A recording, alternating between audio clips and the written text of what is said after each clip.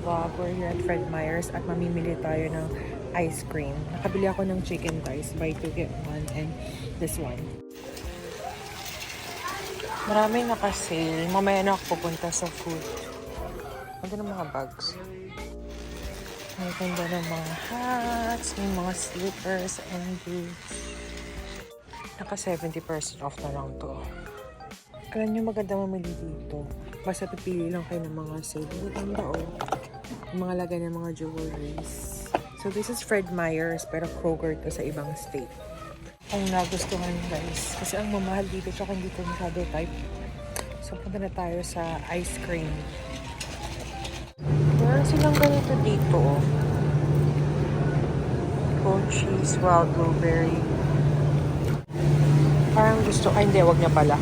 Meron pala kami ganito sa house. Para tayo ng tortilla chips. This one.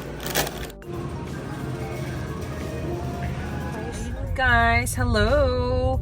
We are heading back home. Short vlog lang to. So, diba, alam niyo, ang laki ng na-save ko sa Fred Meyer's. I mean, nakapag-grocery na naman kami yesterday. Kaya lang, syempre, nag-clean kami ng car ni hubby. Nag-vacuum lang kami, pero we didn't really have a car wash or get a car wash. Where else did we go?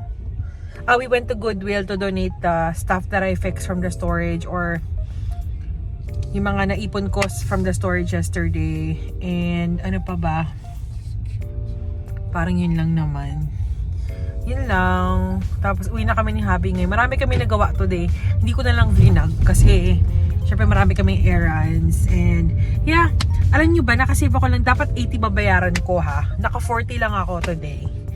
So, kasama pa rin niya sa budget natin this week. But, yeah, tomorrow is Labor Day. Doon kami kay Mama Mir na tomorrow magluluto daw siya. Yun lang. I'll catch up later when we get home. Yung mga pinamili ko. Hingay muna natin yan dito. Guys, super sarap nito. Campfire Peanut Butter Cup. Super yummy. This is our second tub na. Then we also have the hazelnut flavor. Ayan, hindi naman namin inuubos para pa nag-crave lang kami, may ice cream kami dito. Ito, pineapple na zero sugar. This is my favorite, mango passion. Tapos ito, ayan, kakain namin ni hubby yan. Tapos ito, mga gorgeous yan. Buy one, get two. So, linisin ko yan, tapos ilalagay yan sa Ziploc, sa freezer. So, ayan. Yun lang yung mga binili ko. Actually, di kami dapat pumunta ng store. Ice cream lang talaga yung bala. Kaya lang sabi ni Hotdex, kung meron ka na makita mga sale or mga meat, kasi importante yun. Syempre yun ang, kumbaga, main food namin. Might as well na aming bilhin. So, yun lang. Kakain muna kami ng adobo ni hubby. And then, manonood kami ng movie tonight. By the way, I just wanted to quickly share this with you. Alam niyo na, mahilig ako sa pink. Actually, mahilig ako sa any color na these days. Wala na akong, para sa walang baduy or whatever. So, nakita ko to sa 907 Overstock. Bibili dapat kami ng curtains pero wala na akong makitang gusto ko. Anyway, candle holder ata ito. It was like $28 but I got this for $4. So, good buy na rin siya, diba? Ayan, very shabby chic. This is like very, very me talaga. So, ayan po yung ating adobo. Parang medyo dark siya sa camera. Pero hindi siya maitim na maitim ha. And then yung beer. Yes, I drink beer. And there's nothing wrong with that. Meron pa kami ilang cans galing kay Gary. Si hubby kumain na siya. Nandun siya sa room nagpapahinga. Tapos nanonood ako ng Emily in Paris. Season 3 na to. So, ayan. Yan. Kakain muna ako mga gorgeous. Ayun yung ano ko, nilagay ko muna ng plant sa ibabaw. Medyo magulo pa tong air na to, hindi pa namin naaayos ni hubby. So si hubby, tinutulungan niya ako mag-decorate lately. So natututo na siya.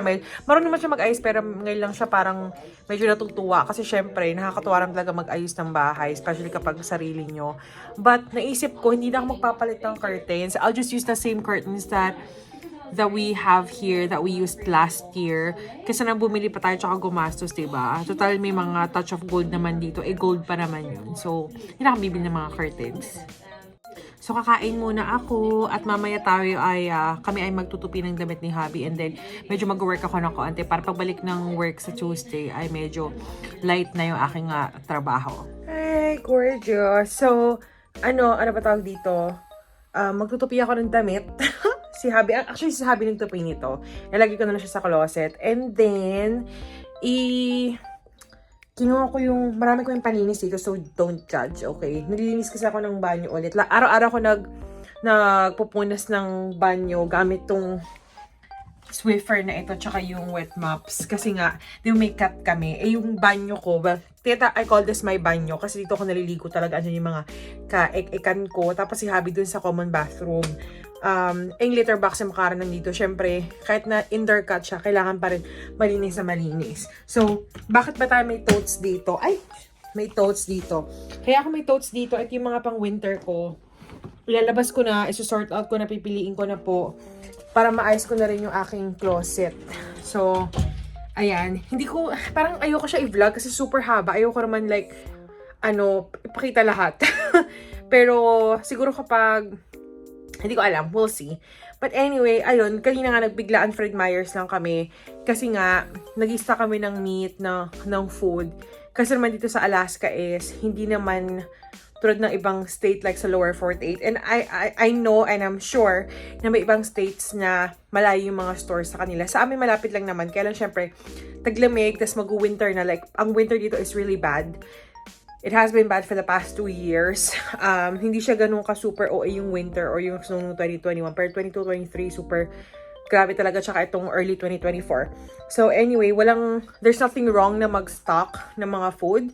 Kasi mas gusto ko mag-stock dahil hindi naman kami mahilig kumain sa labas. In fact, sometimes yung kakainin ko sa labas, iluluto ko na lang. Mas gusto ko pa, sabi na ako, mas gusto pa doon yung luto ko, tsaka luto ng benang ko. But anyway, yun lang. Siguro kakat ko yung vlog muna dito, and then I'll see you on the next vlog. Lalagay ko muna ito sa aming closet, and then mag-work ako doon mamaya. So, baka may mag-comment na naman dyan na ayoko na lang mag-talk. Ayoko na lang mag-talk, sis. But anyway, yun yung aking vanity table na ginawa ko ng office area. Kailangan ko ng office area at matagal na ako may office area dito. Kaya lang nasa living room nilipat ko. Kasi syempre, yung bilang babae, hindi ka mapakali talaga back and forth, diba?